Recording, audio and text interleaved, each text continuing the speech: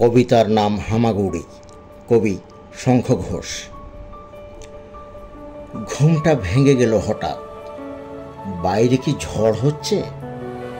দাপাদাপি করছে জানালার পাল্লা দুটো, মাঝে মাঝে বিজলি ঝলকাচ্ছে।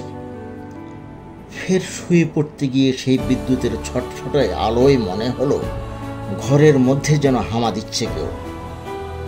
কে ওখানে? কে? হামা কোনো শব্দই করে না। উঠে আসে কাছে, আবারও জিজ্ঞেস করি, কে আপনি?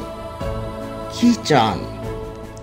সে তবু নিশ্চুপ থেকে এ কোণে ও কোণে ঘুরছে, মাথা তুলছে না কিছুতেই, চোখে চোখ নয়।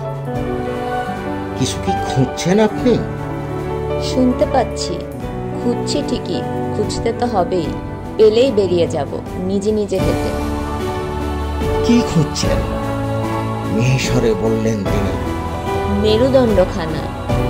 সেই মুহূর্তে বিদ্যুৎ ঝলকালো ফের। চমকে উঠে দেখি একা নয়, বহুজন একই খুঁজে হামা দিচ্ছে।